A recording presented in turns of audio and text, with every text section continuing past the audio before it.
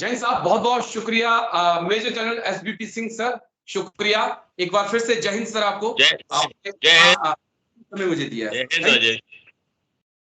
Sir. बहुत अहम दिन आज भारत के लिहाज से है। चीन के विदेश मंत्री की बात करें, किन गांग की, वो गलवान जो विवाद हुआ था, गलवान झड़प हुई थी, उसके बाद भारत दौरे पे आ रहे हैं। अगर 2011 की बात करें, उस समय पाकिस्तान की तत्कालीन विदेश मंत्री हिना रवानी खार 2011 में भारत आई थी। आज शायद बिलावल भुट्टो भी भारत आ जाएंगे एससीओ समिट में। तो ये दो नेता सर, एक एलओसी पर जिसके साथ विवाद चल रहा है, पुंछ घटना हाल ही में हुई है, एक गलवान में भी विवाद हुआ है, उसके बाद हमने अरुणाचल के तवांग में भी देखा। दोनों को मैं अलग अलग नजरिए से समझना चाहूंगा सर। पहले मैं चीन की बात करना चाहूंगा आपसे। चीन के विदेश मंत्री किनगांग का भारत का दौरा गलवान और तवांग के बाद किस नजरिए से हम देख सकते हैं सर इसको? क्या कुछ बात होगी एलएसी पर? देखिए, जो शंघाई कोऑपरेशन ऑर्गेनाइजेशन है जी, उसका हम 5 की एरियाज हैं जो कि चाइना ने आइडेंटिफाई किए थे। क्विंडाओ मीट जब हुई थी 2018 में, और उन्होंने उसको एक एक्रोनिम दिया था, कोड दिया था सिक्योर, कैपिटल लेटर्स में सिक्योर। एस था सिक्योरिटी ऑफ सिटीजन्स। फिर उसके बाद है ई उसने क्या कि इकोनॉमिक डेवलपमेंट फॉर ऑल।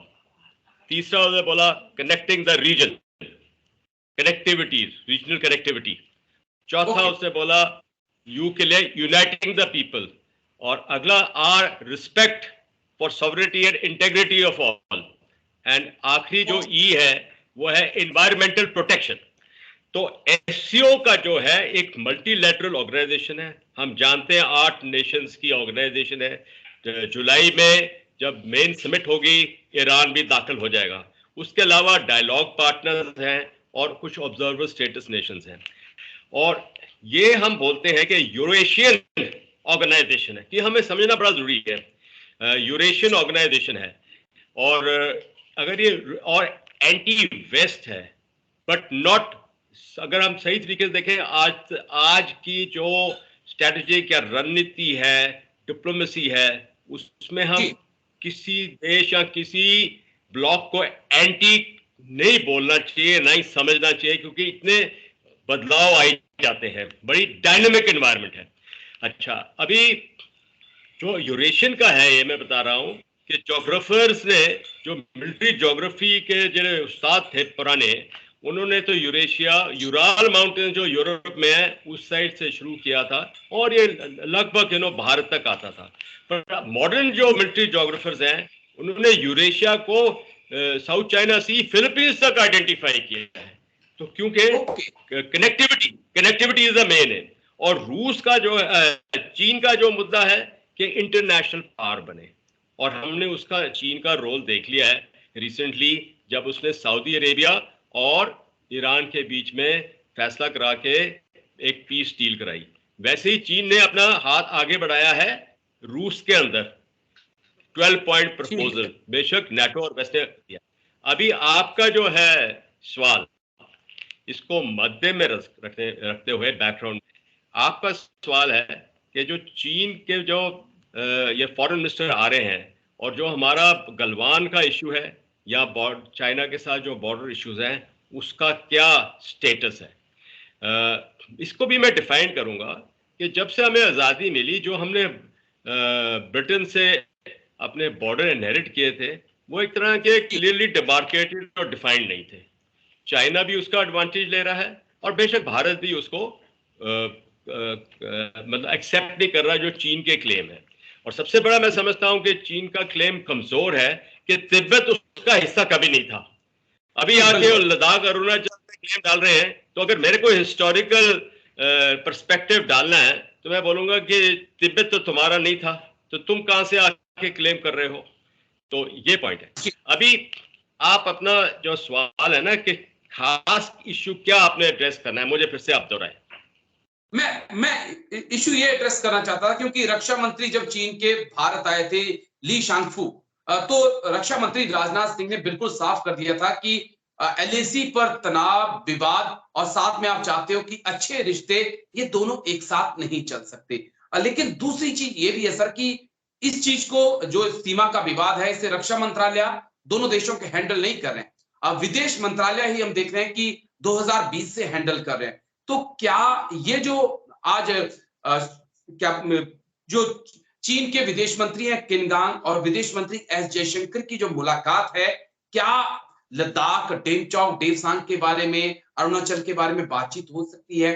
क्या इस मुलाकात के अंदर शी जिनपिंग भी, क्योंकि भारत आने वाले हैं एसयू समिट के लिए, G20 के लिए, तो क्या उसके लिए एक प्लेटफॉर्म तैयार किया जा सकता है कि दोनों देशों के राष्ट्राध्यक्ष जब मिले तो इस विवाद को सुलझाया जा सके? राजेश, ऐसे है कि दोनों देशों के बीच में काफी बड़ा गैप है, अपने अपने जो स्टांस है, अपने अपने स्टैंड के ऊपर जो आपने नजरिया अपनाया दोनों देशों ने, उसमें बहुत फर्क है। और हमने देखा है कि कोर कमांडर लेवल्स पे जो मीटिंग 18वीं हुई थी अभी पिछले हफ्ते, तो कोई फैसले के पास नहीं पहुंच सके।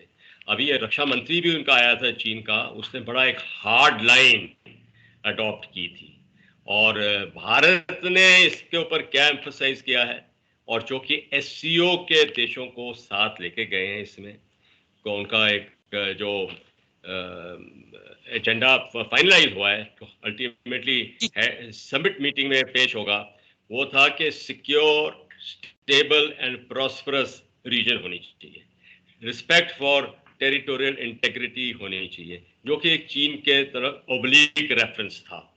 अभी चीन का जो रक्षा मंत्री है और राजनाथ सिंह, इनके दोनों बीच में बातचीत हुई थी, और उन्होंने भारत का जो पॉइंट ऑफ व्यू है गलवान, ईस्ट लद्दाख में, वो एक्सेप्ट नहीं किया है, और उसने हार्ड लाइन अपनाई है।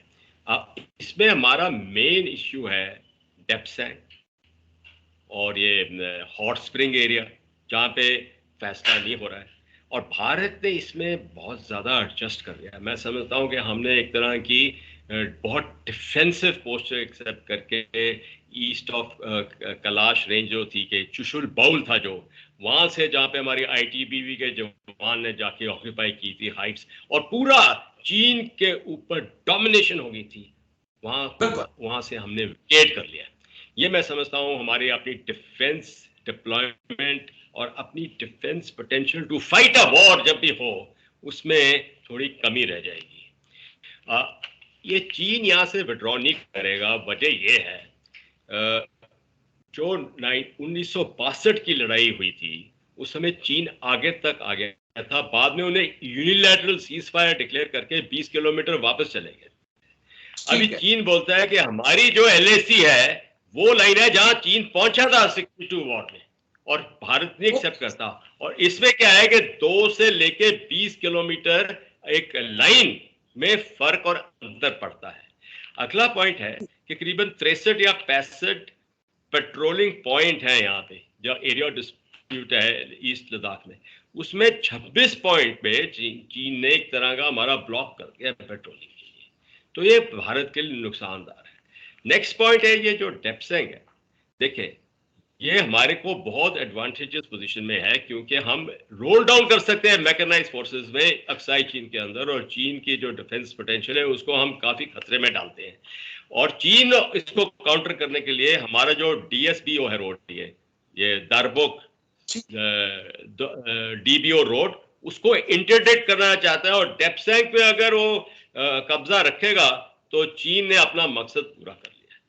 तो मैं ये समझता हूं कि इस समय हमें खास उम्मीद नहीं होनी चाहिए, ना तो डिफेंस मिनिस्टर्स की मीटिंग से या अभी फॉरेन मिनिस्टर्स की मीटिंग से कि कोई मुद्दा निकलेगा, क्योंकि जयशंकर साहब ने अभी पिछले मार्च में ही G20 मीटिंग में भी इनकी मुलाकात हुई थी, तो कुछ ऐसा उनको कोई कन्वर्जेंस नहीं हो सका है चीन के साथ। ठीक है, एक चीज और मैं छोटा सा सवाल जानना चाहता हूं सर, उसका छोटा सा जवाब। दरअसल चीन के जो विदेश मंत्री हैं किन गांग, वो भारत में लैंड करने से पहले कल म्यांमार के दौरे पर थे। मैं उस चीज को समझना चाहता था, कोको आइलैंड की खबरें आ रही हैं कि वो चीन को दे दिया गया है। क्या इस यात्रा का मकसद कि फिर से नॉर्थ ईस्ट में मिलिटेंसी को जिंदा करना तो नहीं है? क्या इस यात्रा का मकसद जिस प्रकार से पाकिस्तान को भारत के खिलाफ खड़ा किया है, उसी प्रकार से नॉर्थ ईस्ट में जो है म्यांमार को खड़ा करना तो नहीं है? देखिए, चीन और म्यांमार के बीच में जो कोऑपरेशन है और एक दूसरे के रिश्ते हैं, वो अलग तरह के हैं, और एक तरह का म्यांमार चीन से दबाव है। देखिए, म्यांमार की जो सरकार है उसका बहुत छोटा इलाका उसके हुकूमत में है, बाकी जगह इंसर्जेंट्स जो है उनका राज चल रहा है, और एक साइड में जो वो है एरिया, वो चीन का राज चल रहा है वहाँ पे। तो अभी चीन ने बेस भी ली हुई है म्यांमार से, उसके कुछ प्रोजेक्ट्स भी चल रहे हैं वहाँ पे, रोड रेल प्रोजेक्ट्स भी चल रहे हैं। हमने भी वहाँ पे अग्रीमेंट की हुई है चलाने के लिए। तो चीन के ये जो विदेश मंत्री वहाँ जाना एक कंसोलिडेशन है, और ये तो जरूर हमें एक्सेप्ट करना है पॉइंट कि जब चीन हमारे पड़ोसी मुल्कों के साथ बातचीत करता है तो उसका एक जरूर है कि कांटा बन के रहे भारत के लिए, कांटे की तरह वो हमारी तरफ पियर्स करेगा हमारी तरफ। तो म्यांमार को भी इंसर्जेंट्स को एनकरेजमेंट जरूर देंगे, उन्होंने कभी इस पे रोका नहीं है। बेशक उस समय शांतिपूर्वक काफी एनवायरनमेंट होगी हुई है, पर फिर भी चीन इसमें हरकत करता रहेगा। तो मैं समझता हूं कि म्यांमार को उन्होंने अपने कंट्रोल में रखा है।